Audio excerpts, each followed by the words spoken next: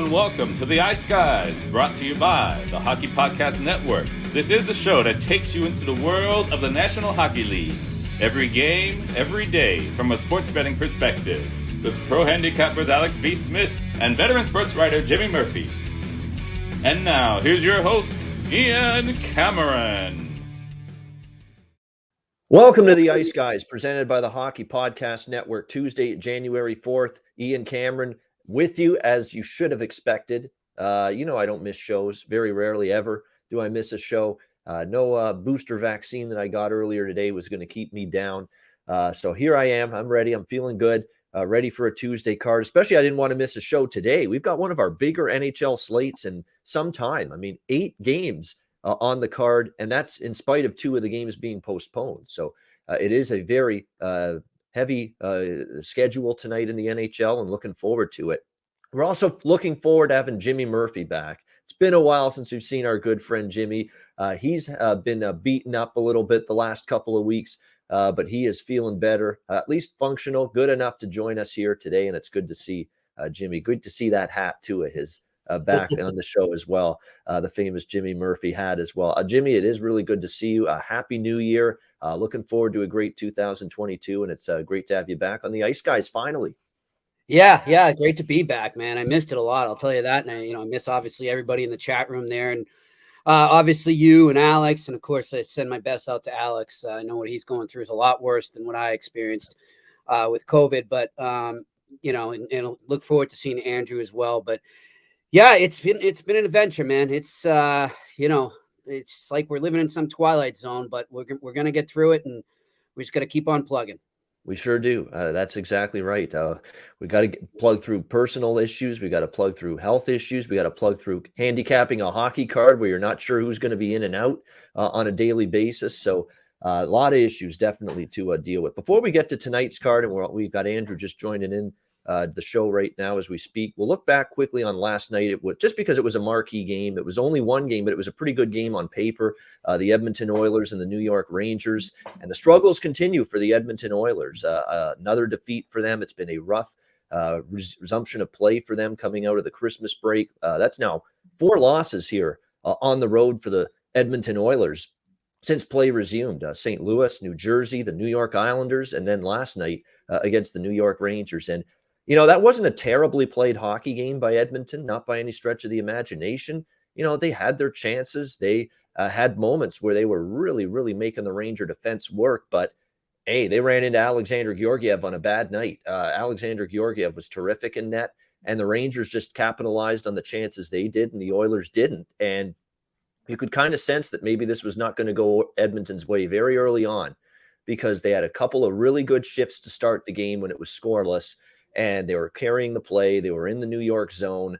And then next thing you know, Mikko Koskinen out of the net, misplays the puck, mishandles it, leads to a wide open pass in front to Alexis Lafreniere. And there's it is in the back of the net off a miscue by the goaltender, 1-0 right away. And you could sense that, wow, Edmonton's had a nice start, and here they are down 1-0. That's what they've got to show for it. So you could kind of sense right there. It was not the ominous way to begin, and the Oilers clearly never recovered from that. They made it 2-1, but the Rangers power play struck. Chris Kreider with the goal, and then the 4-1 eventual win for the New York Rangers. And look, people have solved Edmonton in terms of, if we stay out of the penalty box, we got a damn good chance to beat this team. They are not drawing any penalties. I said that yesterday. What's happened here? Edmonton's not drawing penalties. They're not getting power play opportunities. And we're finding out that when they don't get them, they're not scoring and they're not winning. And that's the issue right now. 5-on-5 play has to improve a lot. Dave Tippett's getting frustrated now. He was very, very pointed with his remarks about Mikko Koskinen's gaffe last night in that game, saying a brutal mistake. And it was a brutal mistake. He's right. He's 100% right. But I got to criticize Dave Tippett for one thing here. He can't wait to rip Mikko Koskinen for that mistake publicly in the press conference last night. It was a brutal mistake. He deserves to be criticized. You got to handle the puck better than that. But I'd like to hear him say something negative about his bosom buddy, Mike Smith, every once in a while. It seems like Mike Smith can do no wrong in Dave Tippett's eyes. So Dave Tippett's going to come out there last night and say brutal mistake by Koskinen. Well, why didn't you say anything about Mike Smith, shitting the bed against St. Louis last week? Or New Jersey. New Jersey. last week? Why didn't you say anything about your goaltending that night? I think there's some little bit of favoritism going on, to be honest with you. Dave Tippett here, because it's his old buddy. They've been through the wars together. Mike Smith, going all the way back to when he was the head coach of the Arizona Coyotes. They won playoff games together, if you could believe that. Dave Tippett and Mike Smith in the late 2000s with that Arizona Coyotes team. Once in a while, look, it's not like Mike Smith's has been terrific in between the pipes since he's come back from injury, yet you couldn't wait to jump on and criticize publicly Koskinen for his mistake last night, but you couldn't do it when Mike Smith was terrible against New Jersey. You didn't say a word, not a peep, about Mike Smith when he was not good against the Devils or the Blues last week. That's the only thing I don't like. It's okay to go publicly and criticize the goaltender, but you got to be fair. There's been nights Mike Smith has deserved a little, hey, he's not good enough. He's got to be better. And we haven't heard anything from Dave Tippett about Mike Smith in a negative light. And I think because he's been a good buddy of his going all the way back to Arizona. They've been through a lot together, these two guys. And he likes Smith. He's not going to rip him publicly, but you got to be fair. If you're going to do that to Koskinen last night, you got to do that to Smith when he stinks. And believe it or not, he has stunk in a couple of these games since returning from the injury list, since the Christmas break. So that's the only issue I have. What he said is 100% right about Koskinen. But if you're going to do that with Koskinen, rip him publicly like that, you got to be able to do that with Mike Smith too when he ain't any good as well. It's just not fair, in my opinion. It's not right. It seems like you only rip the one goalie when he's bad, and you never say anything about the other goalie when he's bad. But nevertheless, Edmonton struggles continue, guys, and it's not going to get any easier. Look who they got on deck, Toronto Maple Leafs. So it just is becoming a major worry right now. Look, Edmonton's still in a spot in the wild card, but boy, they've got to get out of this quickly because they play in a very difficult and rigorous Western Conference. It's all kinds of issues, depth scoring. They're not drawing penalties, power play. They're not getting power plays. And when they don't get them, they don't score. The goaltending has been lackluster. A lot of issues right now with Edmonton. Jimmy, did you have any thoughts on what we saw last night? And you should talk about the Rangers too, because this team's playing some great hockey. Look at the way they've played last two games, Jimmy, without Artemi Panarin. 2 good wins. Yeah, I mean, look, Edmonton's not in a good place right now, and I agree with you. I mean, you got to even out the blame there and give it to Smith as well. And I wouldn't look. Not that Koskinen was good by any means, but I'd be more worried about the team in front of him right now. They just don't seem to have any emotion, and when things start to go bad early, they don't respond. There's no resilience there right now from this Edmonton Oilers team, including from their captain.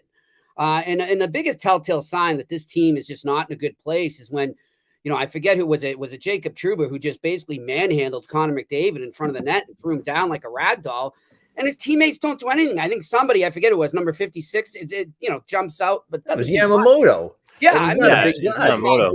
Like, we're the bigger guys. Where's the whole team? The whole team should be on Trouba after that.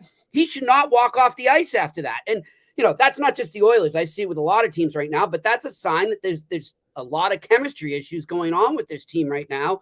And they're going to have to find it quick, or else I think Dave Tippett is going to be the one to pay the price. There's a lot of rumors going around that Mike Babcock could come back to hockey and jump behind the bench there. I don't know if that's the best move for them, considering, he's been away from a while now. And considering the way the game's gone and the younger generation and why Babcock was let go. Negative stories about what he did. Yeah, and what we heard after. I don't know if him and Connor McDavid and younger guys like that are a great mix. He might be better off for a veteran-laden team, but things are bad right now there, and they got to figure it out. But it's not just the goalie. There's a lot worse things going on for the Edmonton Oilers.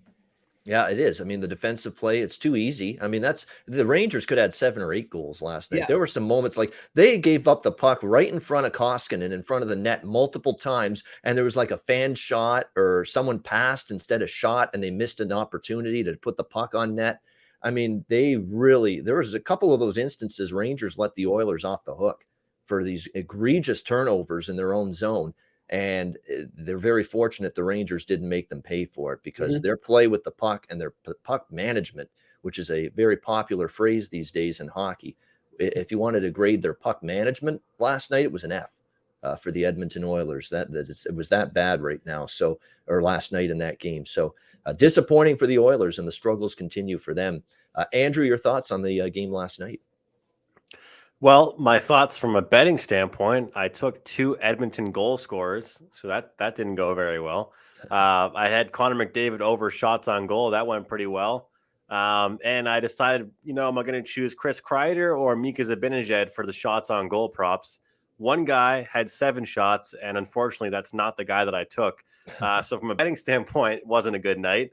But the Edmonton Oilers, look, it's kind of the same old story. There's no point in really, to me, getting too, worked up about it, because it's pretty much the same stuff we've seen. And I don't understand I don't really have a problem, I guess, with Tippett calling out his goalie in that spot. But the problem is, the issue I have with it is that it's not like that was the only issue. It's not like it was a 4-3 hockey game and he let in the goal that Fleury allowed last year in the playoffs. Like, no one's going to call out Fleury, but it's pretty obvious, Fleury kind of screwed them in that game against the Habs. But, I don't think that Koskinen screwed the Oilers last night. I think they screwed themselves.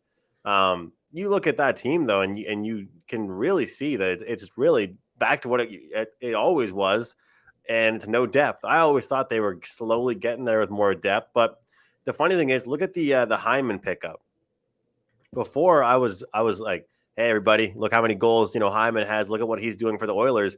But you look at it, the Maple Leafs have 3 or 4 players with a combined salary that Hyman is making in 1 year.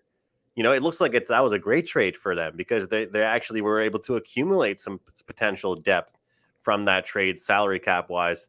So yeah, it's rough for the Edmonton Oilers. But as far as the coaching goes, I'm not really so sure what can be changed. I always think it's so weird in the NHL. You see what happened with Travis Green getting let go. Bruce Boudreau takes over. I was saying to you last week, Ian, I think that there's only so much a coach can actually change. I think it's just a new voice in the room. Maybe they do need that. And Babcock is coaching the University of Saskatchewan. So I'm sure he might want to get out of the university realm and get back to the big show. Or maybe he's liking the university stuff. Who knows? But I'm sure traveling on a team bus from location to location is a little bit different than a private jet.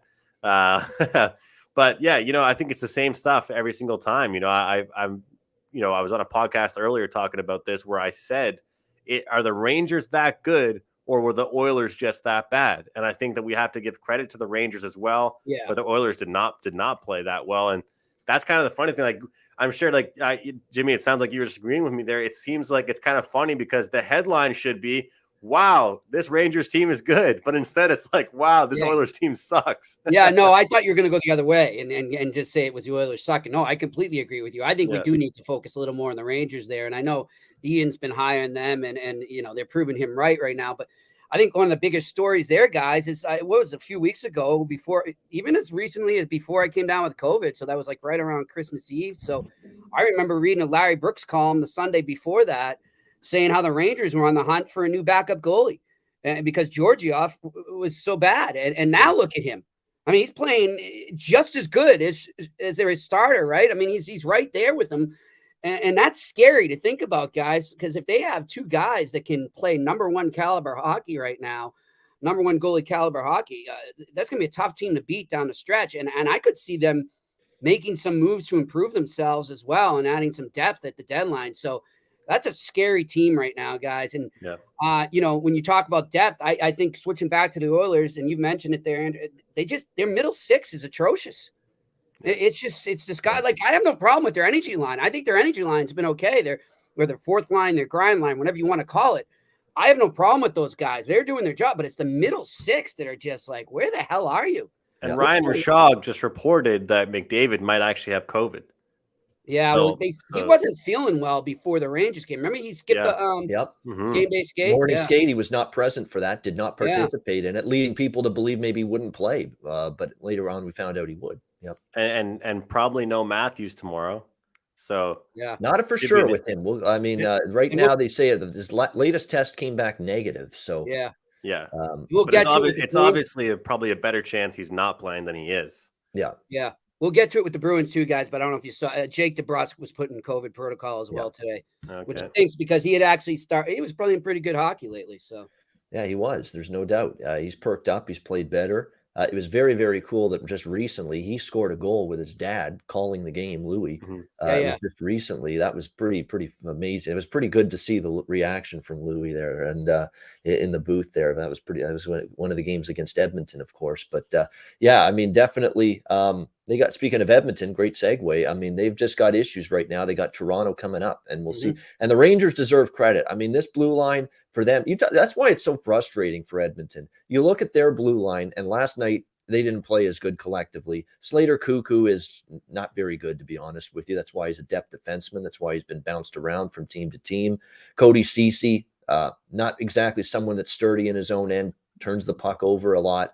And Duncan Keith, look, he's had a great career, but same thing with him. You can beat him with speed. He can turn the puck over at times as well. I mean, you look at blue liners 3, 4, 5, 6 for the Edmonton Oilers. There's a whole bunch of question marks and worry with those 4 defensemen right now. And it's exacerbated with no Clefbaum, who's not playing at all this year, and Chris Russell, who's currently injured, who's actually one of their better defensemen in his own zone with blocking shots, with positional play, all of that stuff.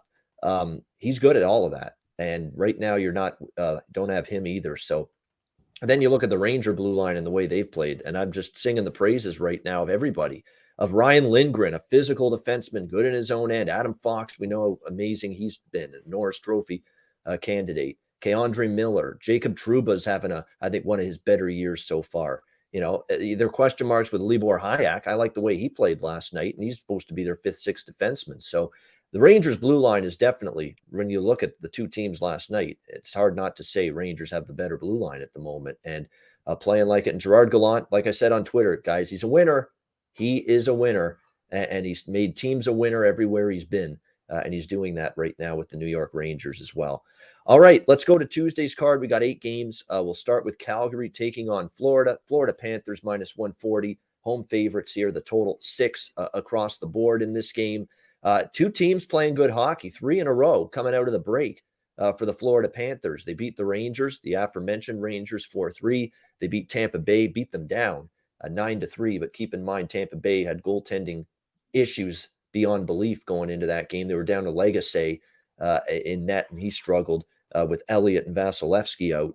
And then, of course, they ended up beating a depleted, outmanned, undermanned, whatever you want to call it, Montreal team, 5-2 over the weekend. But still, 3 wins in a row for this Panthers team. We'll see if that carries over here. Calgary, they've also had a couple of nice results coming out of the break, beating Seattle, beating Chicago. They've been very good on the road all season. We've talked about it, 13-6 on the road. I like both of these teams, but when you look at Florida coming into tonight, still without a couple key defensemen, Sam Reinhart's on the COVID-19 list. Carter Verhaeghe is out potentially with an injury tonight in this game. Sam Bennett, of course, he's still serving a 3-game suspension, which carries over into the game tonight. So there's some key absences here for Florida. I like Calgary here at plus 120. It's just the price. They're playing good on the road. I like the way they've played on the road so far this year. Markstrom is going to be in net for them. It looks like it'll probably be Bobrovsky. It is Bobrovsky for Florida here in this game. I like the price you can get with this Flames team and the way they're playing at the moment. So I like Calgary here plus 120. Over the total is probably the only way I could go from a total standpoint at over 6. I will have a bet on that as well. I mean, Florida trending over, Calgary trending over. It's hard to ignore that. What do you think here, Jimmy? Panthers hosting the Flames. Guys, I think it's going to be a great game. I mean, both teams, it's 2 freight trains running into each other. It feels like right now they're really finding their groove again. The one thing I look at, though, is no Bennett for Florida. And I think that hurts them. And I think he would have been really pretty motivated to face his former team who, you know, he wanted out for the longest time. He felt like he wasn't appreciated there. So now, you know, he would have gotten the chance to come in and just show them up. So too bad for him and too bad for the Panthers. And I do think that plays a role there. It's a tough game to go right now. I'm going to go with the Flames on the money line, but I'm still, it's not a lot of units for me right now because I think this is a very evenly matched game. Yeah. I might pull back from that and just watch it as a fan, maybe do some live betting. But if, you know, you put a gun to my head right now, I'll go with the Flames. I just like the way they're playing. And I also, right now, I'm feeling a lot more love for road teams. I don't know what it is, but I feel like, you know, these teams on road trips right now, getting away from all the stress at home and all the media and everything. A lot of the media not traveling now with teams because of COVID.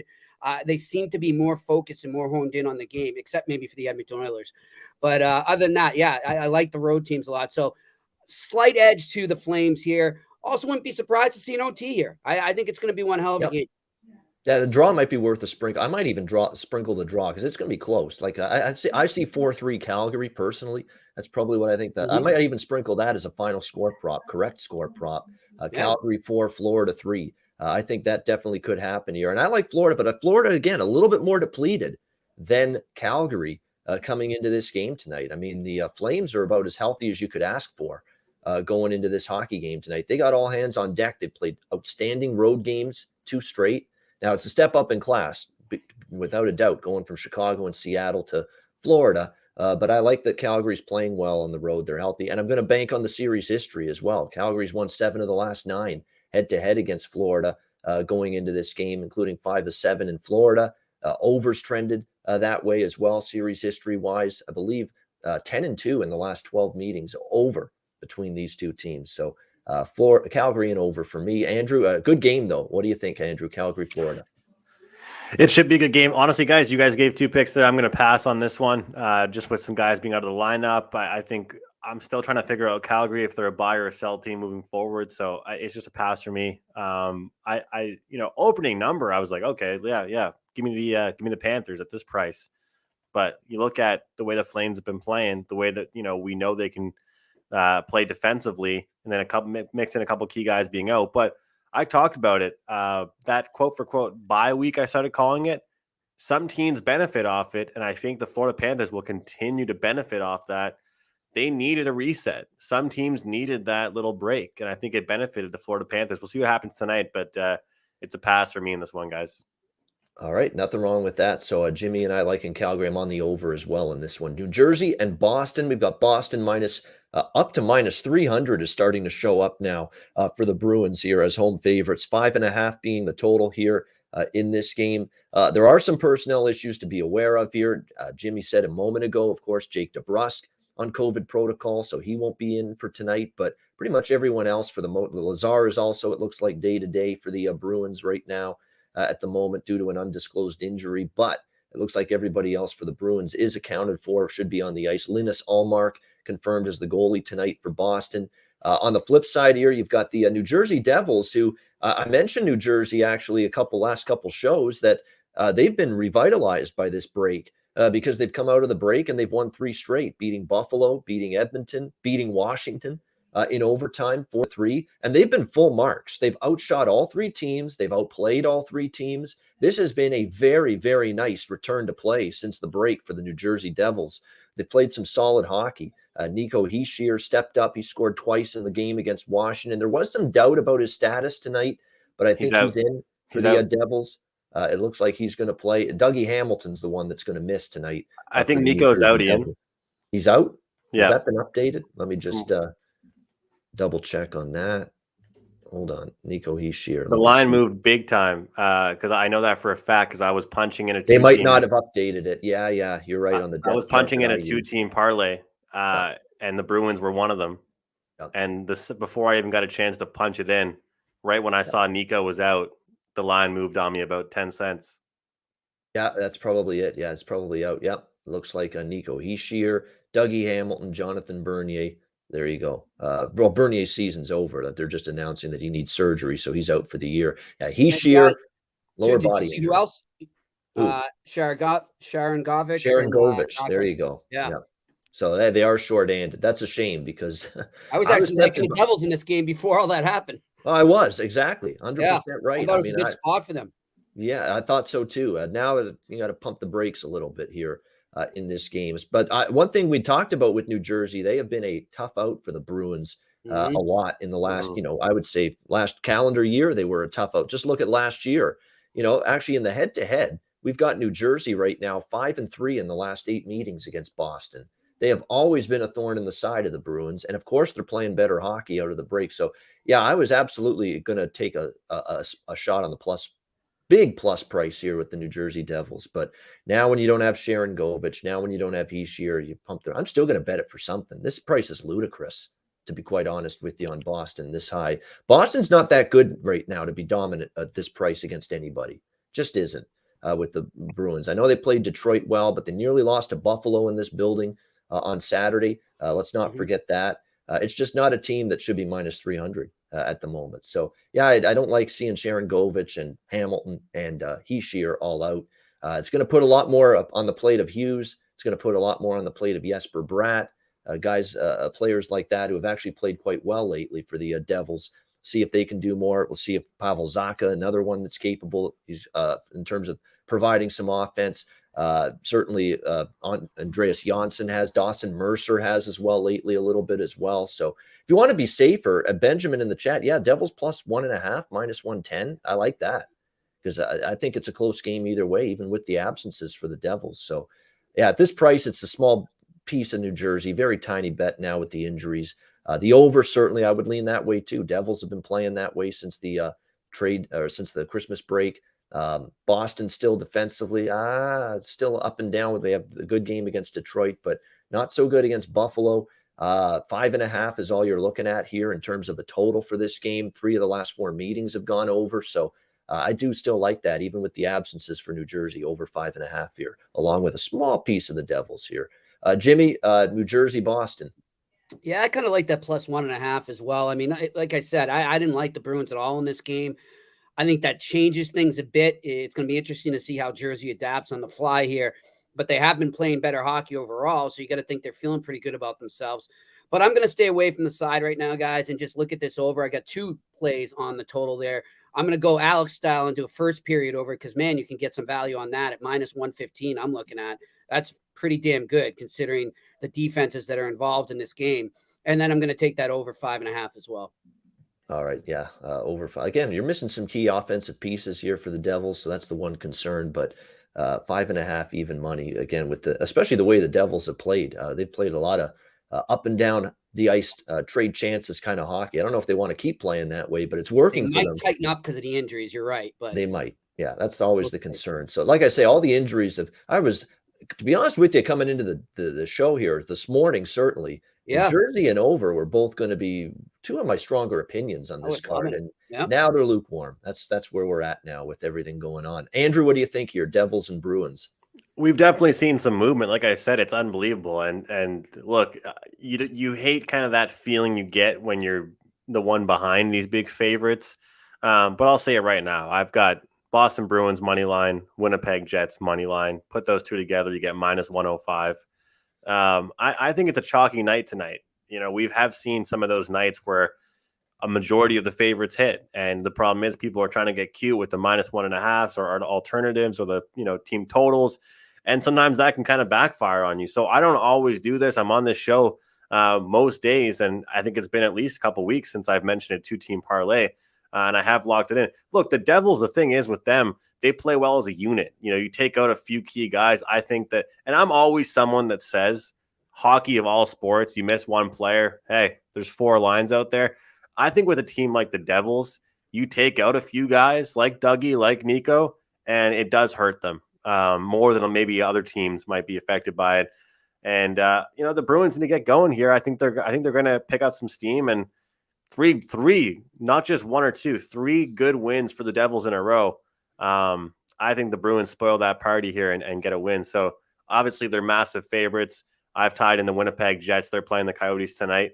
I feel like the Winnipeg Jets should get going, but they got to keep, getting healthier and start scoring themselves. Obviously we'll jump into that game, but that's my play here. Minus 105 at DraftKings, the 2-teamer, Winnipeg and Boston. All right, so going with a 2-team money line parlay of a couple of the bigger chalk on the board tonight, Bruins and the Jets. All right, we have Tampa Bay, Columbus, another big chalk price here. Tampa Bay minus 230, road favorites here, 6 the total in this game tonight. Jackets and Lightning. Of course, Tampa Bay needs a win here. They've all of a sudden lost 3 straight, 3 of the 4. Coming out of the Christmas break. The only win was against the AHL squad that is the Montreal Canadiens right now. That's the only win for Tampa Bay following the break. Other than that, they got crushed by Florida 9-3, although They were down to Maxime Lagacé, and net didn't play well. They weren't good in front of him either, but he really didn't play well. He was fighting the puck.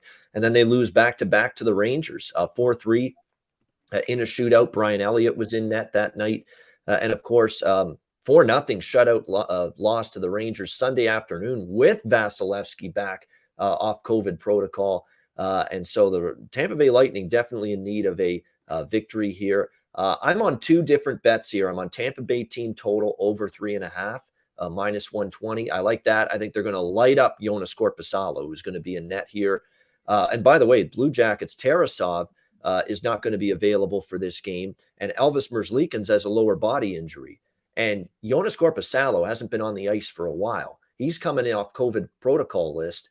He's the only goalie available tonight for the Columbus Blue Jackets. Oh, and his numbers this year, 3.8 goals against, .891 save percentage. Not good whatsoever for him. So this is a double up over for me. It's a full game over 6. This is a Tampa Bay specifically, team total over 3.5 as well. After 3 straight losses, take it to this Columbus team. We know this Columbus defense can be a sieve at times. Just look at what happened Saturday afternoon against the Carolina Hurricanes. No lead is safe. 4-0 lead, not even safe for the Columbus Blue Jackets. 7 unanswered goals for Carolina in that game. And the young kid, Daniil Tarasov, you feel bad for him. He just got hung out to dry in that game by the Jackets' porous blue line in front of him. And the 7-4 comeback win for Carolina in that game. So for me, this is a double up. Lightning team total, full game over for me in this one. Jimmy, Tampa, Columbus. Yeah, I mean, you look at this. Like, Tampa's got to turn it around sooner or later here, right, guys? And they're getting some guys back. And I think that loss the other night for Columbus, where they just completely choked against Carolina, I think that was demoralizing for them because they seem to have come out of the gate a different team, and then all of a sudden that happens, and it's like, okay, we're still Columbus. So I was chatting with you, thinking I was counting that as a loss. Right? Carolina, remember? Yeah, I had Columbus. I thought there's no way that's congrats to you. Yeah. So I'm liking my first Jimmy Puck line of 2022 here. I'm going to go with Tampa minus 1.5. There it is. I think we need a noisemaker or a sound. First Jimmy Puck line on the board for 2022. There you go, Tampa Bay. I think it's a good choice too. Tampa Bay minus 1.5 here at plus 110. It looks like, yeah, plus 110 is what we're looking at here for Tampa Bay puck line in this one. Certainly it's the ultimate spot where it's not only a team that should have full focus for this Columbus team tonight after 3 straight losses, but certainly the defense and the goaltending is just a mess right now for the Jackets. The perfect tonic for maybe the Lightning to get back on track here tonight. Andrew, Lightning and Blue Jackets. Yeah, I'm going with the team total 3.5 just to kind of take Columbus out of the picture. But I feel the exact same way that both you guys do. I think it's a good game here for Tampa. And, you know, when I was doing a show earlier, someone's pointed this out, and we're talking about the fact that COVID is affecting these guys, even if you're athletes. Remember what happened with Von Miller and all these players. Just because these guys work out every day, they're in one of the best physical shapes in the world. These guys like Vasilevsky, what happened with him? He was quarantined. You're getting out of quarantine. How much practice do they really have? How many, pucks are getting shot at them between the time that they're out of quarantine and the time the puck drops for their very first game? Because let's not forget, this is a business. These guys are paying you. These guys want you out there. You're the best guy on the ice. The option they think that you're going to give them. So I think that the panic button I saw from people on Twitter kind of mocking Tampa Bay, I thought it was kind of funny. I had a little bit of fun with it myself. But back-to-back losses against a talented New York Rangers team is nothing to get too upset about. The Columbus Blue Jackets have been actually a shockingly over team over the past little while anyway. And now I'm just going to, instead of taking the full game over, just pick one team to get their team total over. And that's Tampa Bay. I got it minus 115 over 3.5. Yeah, it's not... First of all, Korpisalo's numbers aren't good this year. They're 3.8 goals against average and a below 900 save percentage is just not good whatsoever. And then you compound that with he hasn't been on the ice for several days. He hasn't even been, in practice or, I think maybe today at the morning skate, he'll face a little bit of rubber. That's it. So he has not been in a situation where he's really participated in any practices or team drills or anything like that prior to today. So not only a guy that's had a tough season, struggled, fought the puck all season, Korpisalo, but now rusty as well because he just hasn't been on the ice very much the last several days, going on a week. So definitely it feels like it's a perfect recipe for Tampa Bay to find the back of the net early and often here in this game tonight. All right, San Jose, Detroit. We've got Detroit minus 120, home favorites, 5.5 the total here in this game. Do we get concerned about James Reimer a little bit? That's a legitimate question. We've seen 3 starts from him. Now, the one start was against Philly. He played actually pretty solid there, 3-2 win in overtime. But the other 2, my goodness, 7 goals allowed to Arizona, and the Sharks win that game 8-7. And then a crazy game with Pittsburgh on Sunday, 8-5. I'm telling you what, San Jose was down 6-1, and they made it 6-5. Pittsburgh doing their best impression to give that game away. We don't want it. You guys take it. But Pittsburgh ended up hanging on for an 8-5 win in that one. So Reimer, all of a sudden, 2 of the last 3 starts been real ugly for the former Toronto Maple Leaf, James Reimer, and former Carolina Hurricane. So we'll see if he can turn it around a little bit here tonight. I'm still of the belief that when you look at this Sharks team moving forward, they're not going to be able to replicate, the 17-16 overall record. Like, I don't think they're going to be above 500 in their next 33 games like they are now. Like, they're 17-16 right now. I'm willing to say that in their next 33 games, they will not be an above 500 hockey team. I just don't think they will. I think I think the Kings are a little bit better than them. I certainly think the Ducks are a little bit better than them. And I think you're going to see it slip a little bit here for this Sharks team, especially now we're seeing James Reimer starting to struggle. And I don't have a great deal of faith in Aiden Hill behind him in net. And by the way, a couple key absences here tonight for the Sharks. Kevin Labanc, Logan Couture, both out for this game tonight. Detroit looking to get their first win following the Christmas break. They lost 3-1 at home to Washington, 5-1 at home to Boston. They go on the road for a road trip after this through the West Coast. They do the California road trip, Anaheim, LA, and then I think San Jose after that.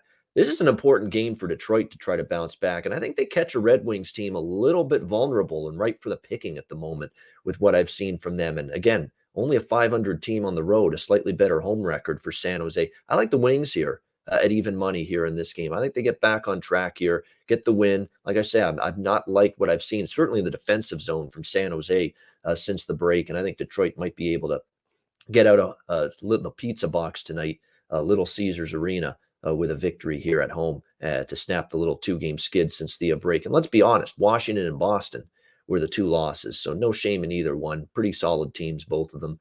No Couture, no Labanc for San Jose. So I like Detroit here at around even money, minus 115, minus 120 with the Red Wings. Jimmy, what do you like, if anything, here? San Jose, Detroit. I'm liking San Jose in this. I'm going to go the other way there and take that value because, look, like you said, they turned that game around against the Penguins there and really took it to them in the second half of that game. And I think they can carry that over. And this is a team that I'll admit has beaten me too many times, and I've underestimated them, and they've shown an ability to bounce back there. I don't like where Chicago's at right now. Just the way that their defense looks a bit of a mess there. I know they were missing their goalies for a bit, but still, I don't like the way the team-wide defense is going right now. Give me the underdogs on the road here. All right, like in San Jose here in this one. Yeah, I mean, it is kind of both of these teams, their good nights are pretty good, and their bad nights can look really bad. That's what it is with both of these teams at times this year. What I like about Detroit is you talk about teams all across the league that are riddled with absences due to COVID and other injuries. They're relatively healthy for the most part, Detroit, compared to other teams. So let's hope that helps them to a victory here. Andrew, what do you think, Sharks and Red Wings? I'm on the over in this one here, guys. I look at San Jose. I mean, I think it kind of speaks for itself, the amount of goals they've allowed in some games recently, some of the track meets they've played in. But you look at Detroit, for them, I think that they're due to score. And which team, I mean, I hate using that due factor, but they do have some young key pieces and they're creating a lot. They're just not finishing right now. And I think San Jose is a good team that can do that against. So, look, you guys are on opposite sides. I'm just cheering on goals. I think from both parts, we'll see some defensive mistakes and some sloppiness. And I think this should be a 6 and not a 5.5 here. So because of the 5.5, because of the amount of goals both teams are allowing right now, I feel like they can do it to each other and get me over the 5.5. Yeah, like I said, I said coming out of the Christmas break, I think it was our first show back, I'm going to pick on San Jose a little bit, as in bet against them. And I've been did it with Pittsburgh on Sunday, and we'll go back to the well here again with this one. Andrew liking goals. I'm not going to talk anyone in any game right now. Yeah, don't bet an over at 5.5 right now with what we've seen in this league, where again, even after last night's under with the Oilers and the Rangers, we're talking 23-12 to the over. That's the full game over. 23-12 to the over since the Christmas break ended. That's what we're at. That's where we're at. 23-12 to the over in the NHL, league wide, full game overs, 23-12 since the Christmas break. So that's and guys, pretty good percentage. That has so much to do with COVID. I mean, let's be honest. It's just there's too much in and out of the lineup right now, and shuffling lines and deep pairings. And it leads to breakdowns defensively, communication gaffes, gaffes with the puck. Yep. And don't underestimate, guys, the loss of Mario Ferraro to COVID for the San Jose Sharks there. I think that has a lot to do with what we're seeing from them allowing so many goals. That defense revolves around him. He is their leader out there. He is like a second captain on that team. So don't underestimate that. And that's probably going to be the case with them. It's going to be kind of a up and down type game with them, back and forth. So definitely lean to the over with Sharks games until he comes back into the lineup. Yeah, and definitely that's the most alarming thing, I think, for the boogeyman is that the defense has just been what it's been for the Sharks since they returned from the Christmas break. All right, we go to Colorado, Chicago now. Colorado minus 240, road favorite, 6 the total here, shaded to the under here in this game. When you look at it for Chicago, they've clearly had, they've had tons of issues with their goaltending. They have not had Marc-Andre Fleury or Kevin Lankinen healthy or available to them, but that changes tonight. Marc-Andre Fleury is off protocol for the Blackhawks, and he will be starting in net for the Chicago Blackhawks. How sharp is he going to be, though? Because, again, we talked about this with Korpisalo. We talked Vasilevsky, right? First game off protocol for him. He wasn't that great in the shutout loss to the Rangers. Those first game back for these goalies off the protocol list when they haven't been on the ice very much during that time, it's a worry. It's a concern. And that's probably something you have here for Fleury for Chicago in this game tonight against obviously an Avalanche team that's maybe not the team you want to play when you're been off for such a long time like he has, and a Colorado team that continues to just light it up. In the first game back from the break, they beat Anaheim 4-2. Still had a bunch of actually Gibson played very well, or else it could have been more than that for Colorado. Chicago, we've seen since the break they've gone 0-3. So definitely I don't want any part of Chicago here. And Fleury, we don't know what we're going to get from him here tonight. This is another team total for me, 3.5 over for Colorado in this one. That makes a ton of sense to me. A Colorado team total over 3.5 minus 130. And here's Colorado the last several games. 4, 4, 3, 7, 7, 7, 5, 4. They've been getting 4 goals, I believe 7 or 8 of the last 10 games. So they were good for 4. I don't know if we're going to get Fleury's best here tonight. Again, just because of the situation. He hasn't been on the ice much during his time in COVID protocol. Could be a negative for him tonight against this Avalanche team. So just going to look at the team total here, over 3.5 for Colorado. Jimmy, Avs and Blackhawks. Yeah, just quickly on Fleury, I agree 100% with what you're saying. I think we might be in for a little mediocre stretch, so to speak, going forward with Fleury because – guys, I'm hearing just, had a lot of time to be texting with people and, digging up some intel over the last couple of weeks when I was home with COVID. And I'm telling you, his name's really buzzing out there right now. And obviously, you're going to hear him linked to the Oilers there with their goaltending issues. But I would look at the team they're playing tonight. I wouldn't be the least bit surprised when the next time these guys play, he might be on the other side there.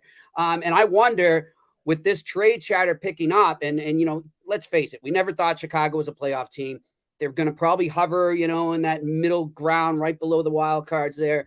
As things go up and down, and then that stuff starts to circulate around the media and social media, you wonder how much it affects him on the ice. So it's going to be really interesting to watch him going forward here as we really get into the grind, and also the amount of games they're going to play. Every team is really going to be grinded to the ice in the next month or two with all these games to make up. So very interesting to see how he reacts. As for this game, guys, I'm doing another Jimmy puck line, but I'm also going to take the Avs in the first period there as well. You can get some great value and -0.5 there. And then also give me the first period over in this game too.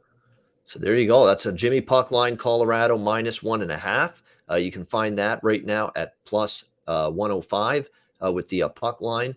First period puck line as well, which is plus 125, and also like in the first period over in this game as well, which is minus 135. So 3 recommendations there for Jimmy with Colorado, Chicago.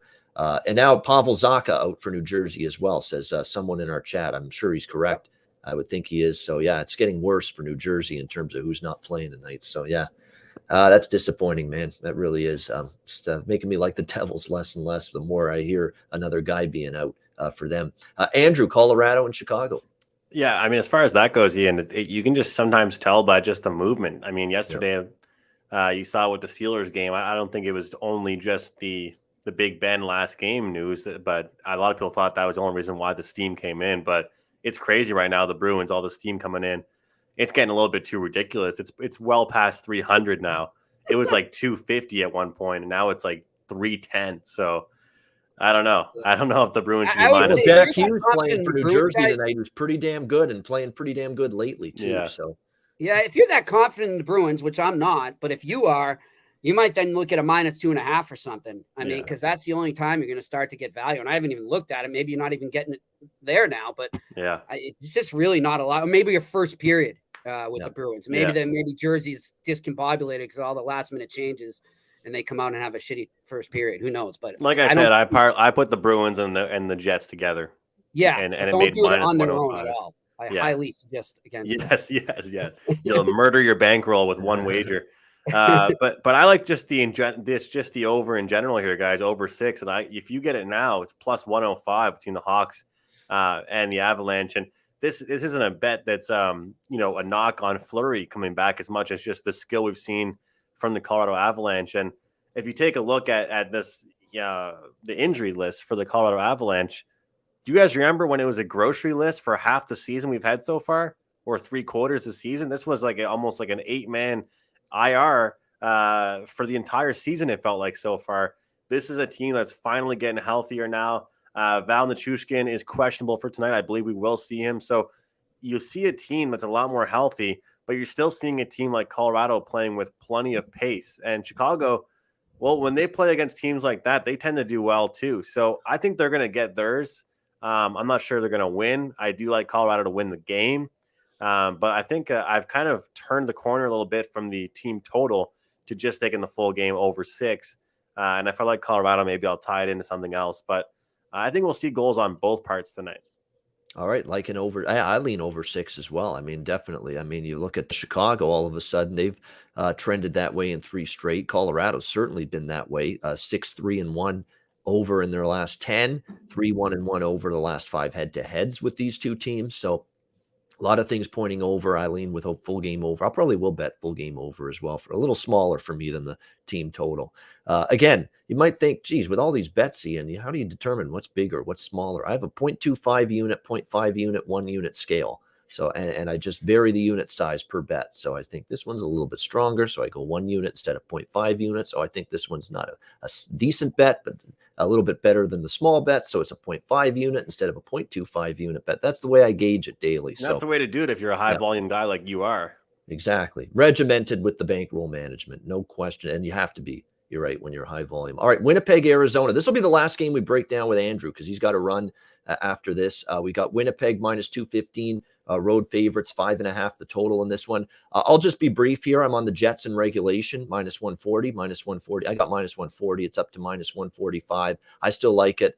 There's a bet on team, I think, with Dave Lowry. I was impressed with the win at Vegas, even though Vegas was shorthanded.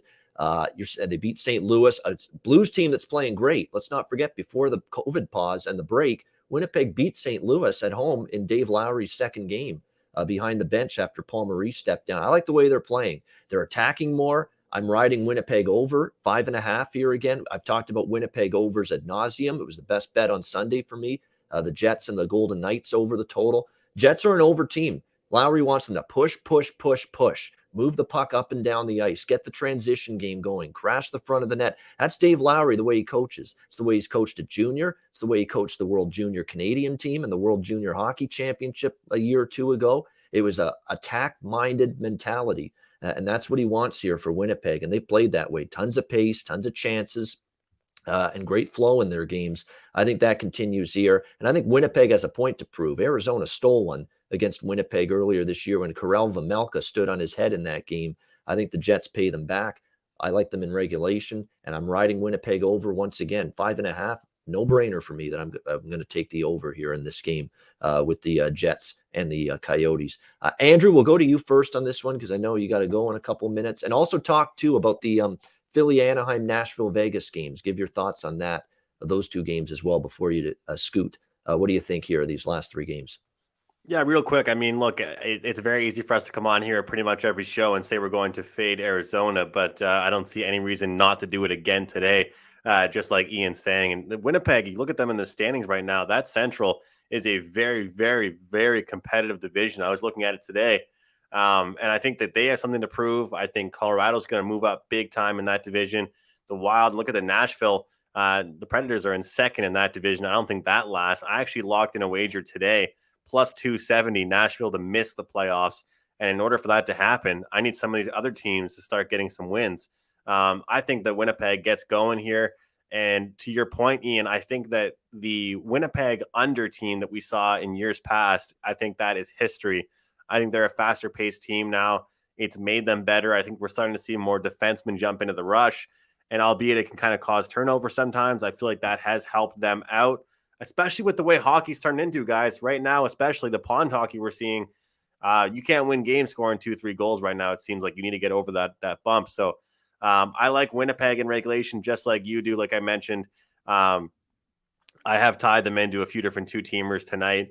I rarely go, with the 3 or 4. That's getting a little bit crazy. Tonight, I posted in the live chat there.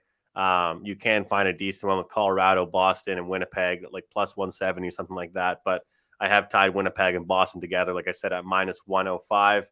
What was the next game? The Flyers and Ducks. So this is an interesting one because yesterday I kind of made a futures day for me. I gave out a bunch of future wagers and released them. And one of the ones I gave out was the Ducks to not make the playoffs. And unfortunately, that was like plus 112 last week. It's already up to like 135 minus 140.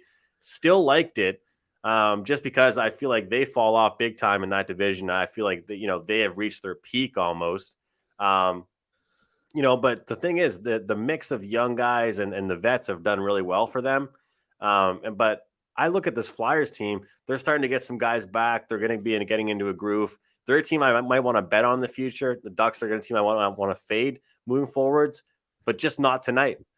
So as much as I bet on the Ducks to miss the playoffs and I want them to lose, I don't think that happens tonight. I feel like they actually get the win tonight.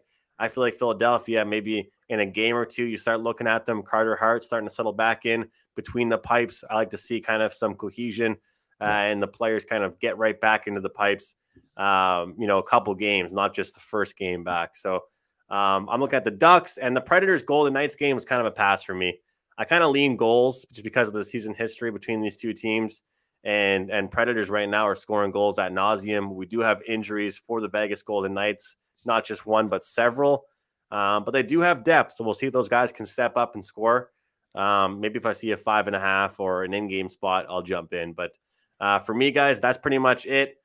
Best bet on the show, we're going to look for the over in Blackhawks and Colorado, 6 at plus 105. There you go. How about that? 5 minutes, and he gave you the three thoughts on the final 3 games and the best bet. There you go. Getting it done in a timely manner there for Andrew. So there you go. Best bet, Colorado, Chicago. He likes Winnipeg in the parlay against Arizona. Leans Anaheim and leans a little to the over in the Nashville-Vegas game, but nothing strong in those 3. Like in Colorado. Goals. Yeah, exactly. Like in Colorado, Chicago over for his best bet. Andrew has to run, so we'll let him go now. Thanks, Andrew, great stuff as always, and thanks for joining us. We'll see you tomorrow. See you, Jimmy. See you, Ian. All right, there he is, Andrew McInnis. All right, Jimmy, we'll get your thoughts on Winnipeg, Arizona. Like I said, it's been, for me, taking overs with Winnipeg under Lowry. It's amazing how they are playing with just, the north-south transition game. You're just getting the defense to offense going. I mean, they are playing just faster. Like they played reasonably that fast under Maurice in terms of wanting to really push, but nothing like we've seen in the first couple games here under Dave Lowry. So that's the way he wants to play, and they're listening to the way the coach wants them to play. Yeah, I totally agree. And that's why I've got about 3 plays on this, Ian. I'm going to take that first period over. I'm going to take the over total, and I'm going to take the team total over for the Winnipeg Jets in this. Go. I don't So like the like value that much on the line on the play there and who will win. Like, I think Winnipeg wins, but you never know. Sometimes they might let up I don't want to go near that right now. Yeah, I might even add the Jets team total over as well, even though I didn't mention that because I like the full game over 5.5 and Jets in regulation. I still might end up going with the Jets team total as well. Like Vejmelka, plus they've now seen Vejmelka once, and he stoned them. He was just absolutely incredible. It was the game of his lifetime. And we've seen Vejmelka make 2 starts since he had that 46 save shutout against Winnipeg, and he gave up 7 to Vegas, 5 to Philadelphia in the other 2 starts. So talk about crashing back down to earth. A one-hit wonder, if you will, potentially in Karel Vejmelka. So definitely a situation where you're looking at the Jets should be able to have better success. I'd be shocked if he gets a shutout tonight against the Winnipeg Jets. Let's put it that way, like he did the last time he faced them. All right, Philadelphia, Anaheim. We've got Anaheim minus 120 to minus 130 home favorites, 5.5 the total. You know, I kind of lean to Philly just because of how Anaheim's slumping, but the concern for me is Carter Hart's back in net, and it's not that I don't have confidence in him; it's that he hasn't played in a while. It's the same thing we've talked about. A running theme on this show today and on this Tuesday slate with Fleury for Chicago, for Korpisalo with Columbus. I mean, with these guys being removed from COVID protocol and now playing their first game, you're not sure how sharp and how in sync they're going to be in that first start. So that would be the one concern here for me with Philly. And they're off 2 straight losses as well to the Sharks and the Kings on this current road trip. So they need a victory here to end the road trip at 500, 2-2 before they head back home to face Pittsburgh here in this game. Another thing that concerns me too, the center ice depletion for Philadelphia a little bit. Not that Anaheim is healthy. They've got concerns too. They're also a little ravaged at center. Henrique, Zegras, Getzlaff, Derek Grant. And for the Flyers, you've got Sean Couturier, Nate Thompson, Derek Brassard, all centers that are injured right now and out for them at the moment. So you got depleted center ice positions for both squads tonight, the Flyers and the Ducks. So it's a lean Flyers at the price, but I'm going to end up passing. Jimmy, Philly, and Anaheim.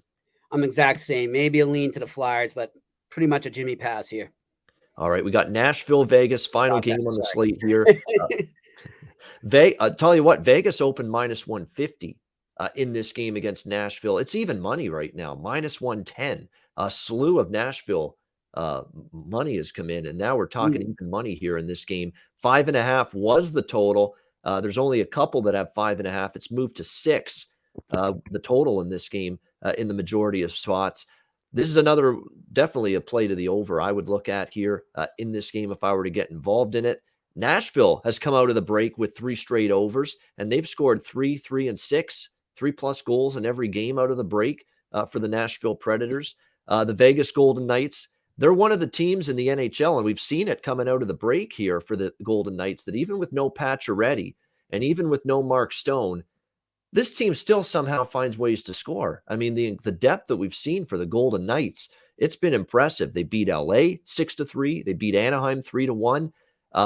They lose in overtime to Winnipeg 5-4, but they rallied from a 4-2 deficit. And this is all without, 2 guys that have been just behemoths for them this year up front on their top line, Pacioretty and Stone. Why are they still scoring?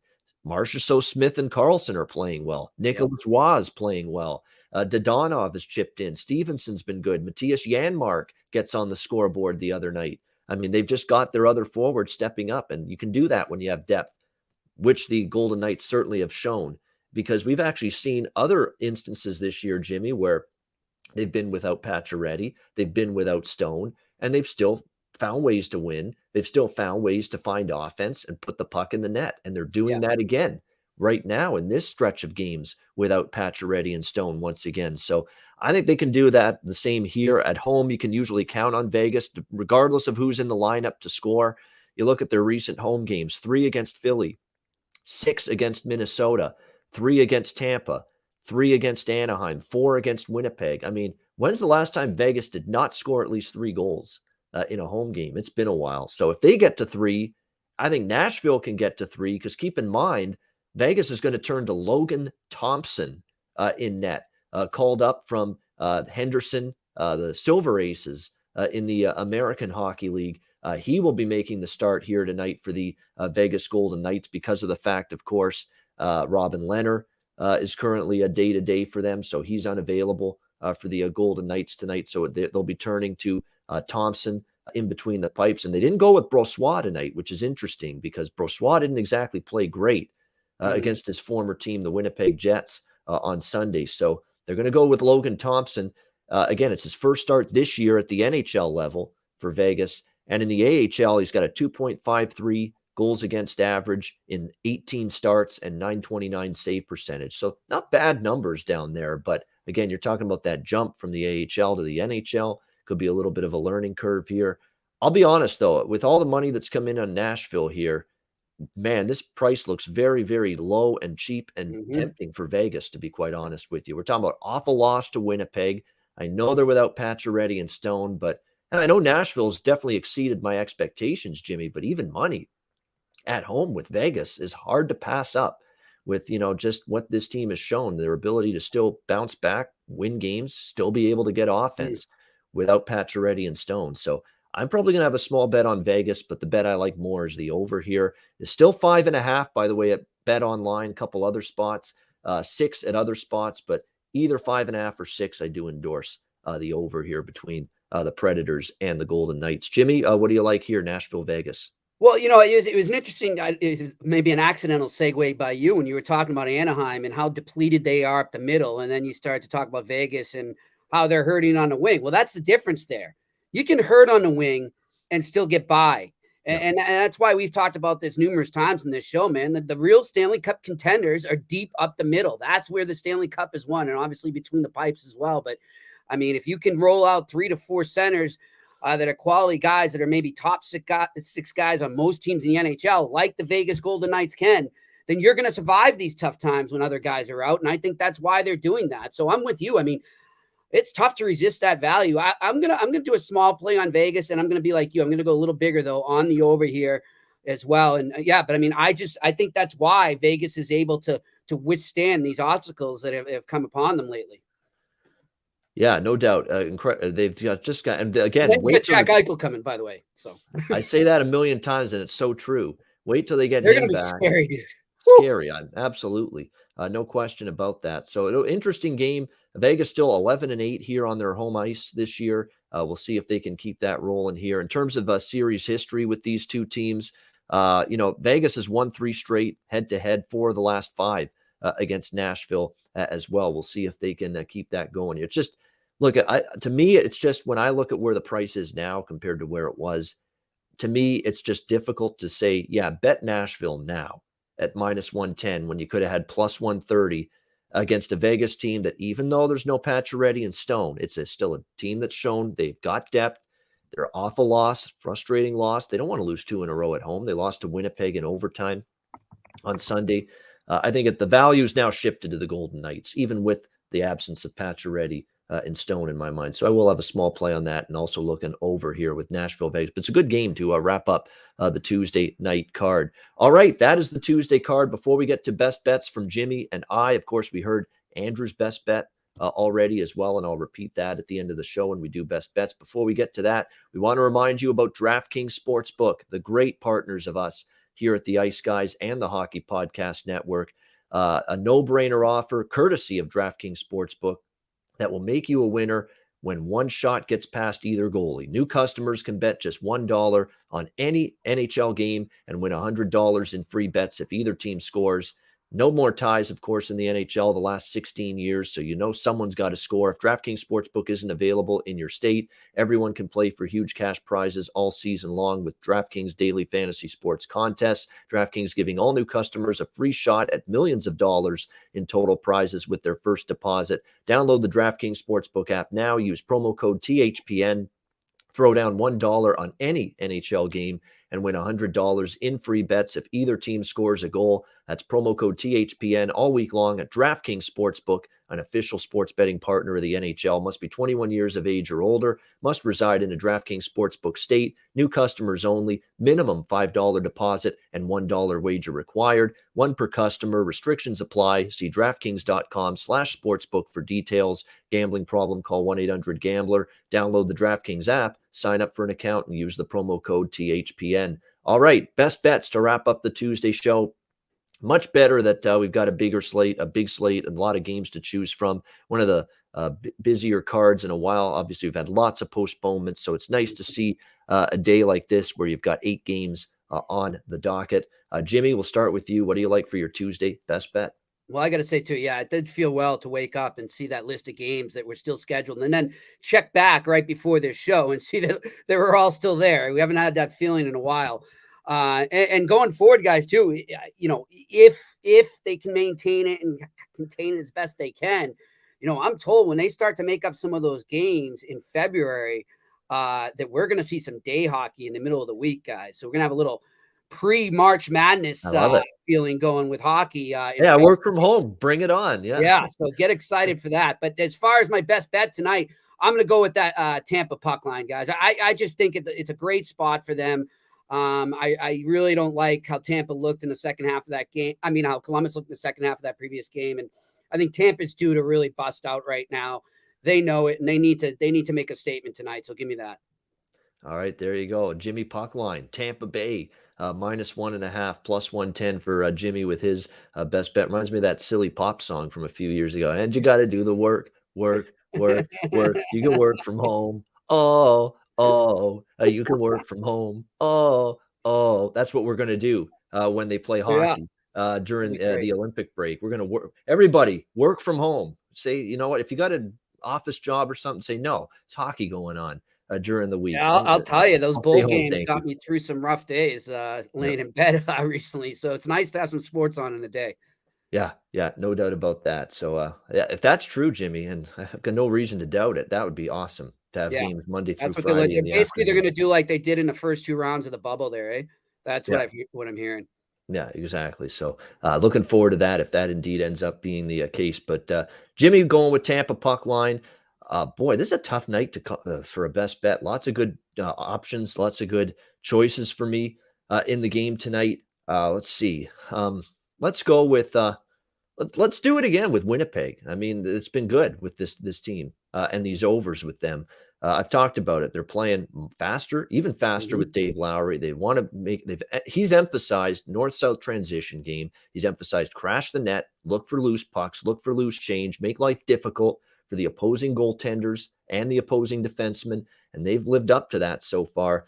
Playing with pace, you're only getting a 5.5. And I'm willing to bet Karel Vejmelka does not give up 0 goals tonight against the Winnipeg Jets like he did the last time he faced them. We'll go with Winnipeg, Arizona, over 5.5, -120 at DraftKings. That is going to be my best bet for this Tuesday NHL card. And that'll wrap up this edition of the Ice Guys. Thanks to everyone in the on the YouTube chat for joining us. Hit the like button on the way out if you haven't already. We appreciate it very much. A reminder, the Ice Guys is live 7 days a week, Monday to Friday, 2 p.m. Eastern, Saturday and Sunday, noon Eastern. If you can't watch the show live, download the Ice Guys podcast in audio form on all major podcast platforms, Google Podcasts, Apple Podcasts, Spotify, Stitcher, and iHeartRadio. Download the Ice Guys podcast when you can't watch the show live. For Jimmy Murphy and Andrew McInnis, who, by the way, his best bet, Colorado, Chicago, over 6. Alex B. Smith, by the way, who are hoping to have him back probably next week. He did send in a play for tonight. He likes Philadelphia, Anaheim, over 1.5 in the first period of that game. So Flyers, Ducks, over 1.5 first period for Alex on the card tonight. And looking forward to having Alex back with us here on the show once again. But for Jimmy Murphy, for Andrew McInnis, I'm Ian Cameron. Have a great Tuesday night. Enjoy the games and good luck. And we will talk to you again tomorrow on Wednesday for another edition of the Ice Guys presented by the Hockey Podcast Network.